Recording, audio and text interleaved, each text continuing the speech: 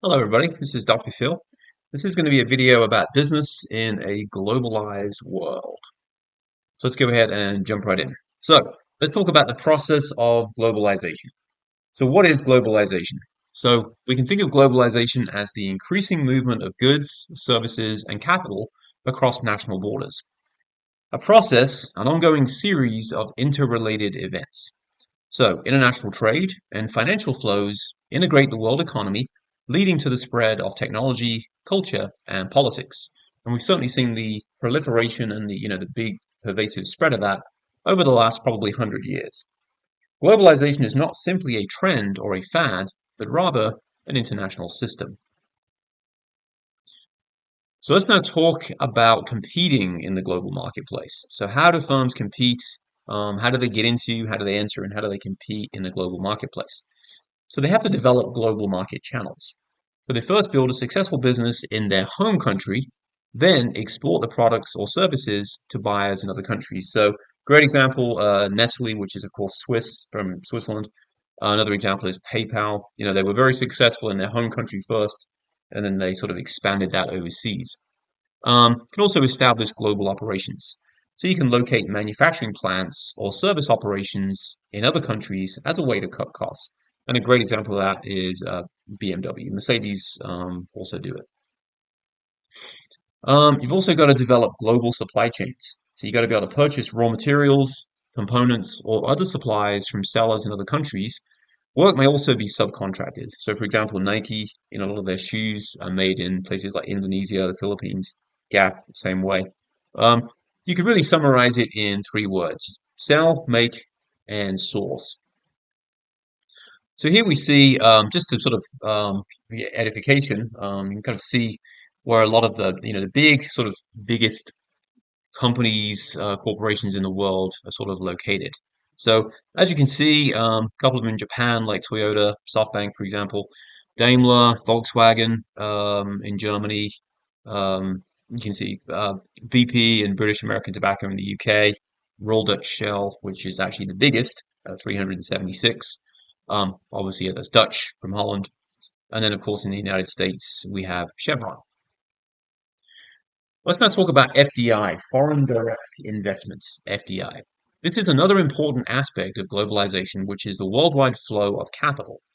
So FDI occurs when a company, individual, or fund invests money in another country, for example, by buying shares of stock in or loaning money to a foreign firm. So in 2019, so a few years back, FDI was 1.54 trillion, just an astronomical number. With respect to human migration, a part of globalization involves human migration, the movement of people across national borders. Migration continues despite anti-immigrant policies and travel bans due to the COVID-19 pandemic that was both have been seen all around the world. In 2019, 3.5% of the world's population were living in countries other than where they were born. But immigrants are an important and vital part of the workforce. A good example is healthcare. All right, the World Bank. You may have heard of the World Bank. So the World Bank was established in 1944. It provides economic development loans to its member nations. The funds are used mainly for roads, dams, power plants, and other infrastructure projects, as well as for education, health, and social services. The funding is provided by member countries and international capital markets. The IMF, the International Monetary Fund, sort of a sister organization to the World Bank, if you will, and it was created at the same time. The purpose of the IMF is to stabilize the system of currency exchange rates and international payments to enable member countries to participate in global trade. Also lends foreign exchange to member countries. Now, the IMF also imposes conditions on governments that receive its loans. So these conditions often lead to hardship.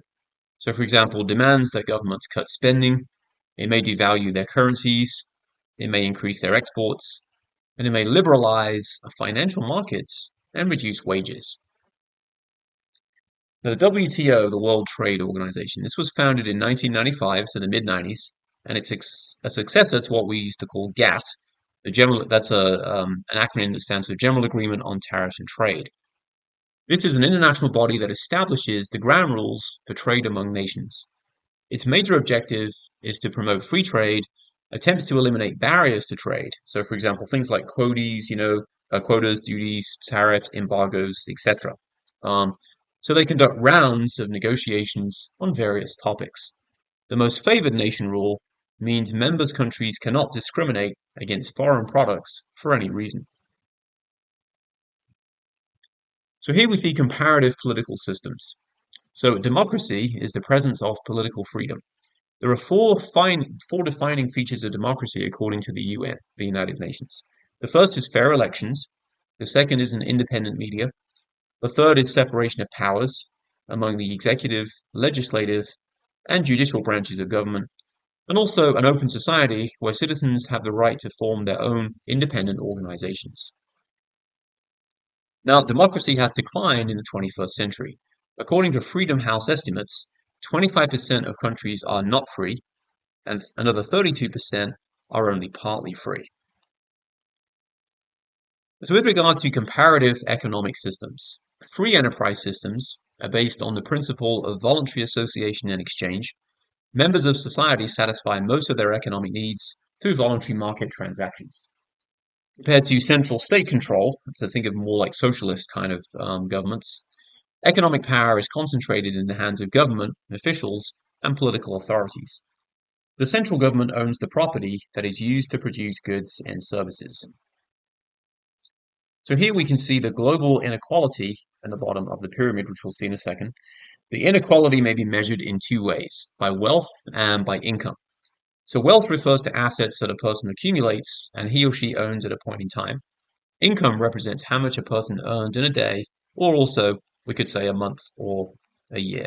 So here you see the pyramid. So the base of the pyramid, a lot of people, about 54% of the world's population, have assets less than 10,000 US dollars.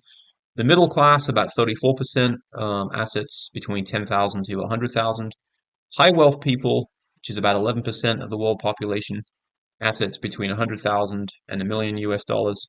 And then the top of the pyramid, 52 million people, this would be less than 1%, and their assets are over $1 million. So this sort of gives you an idea as to how the global wealth is distributed amongst people. All right, thanks for watching the video, and I will see you all in a future video.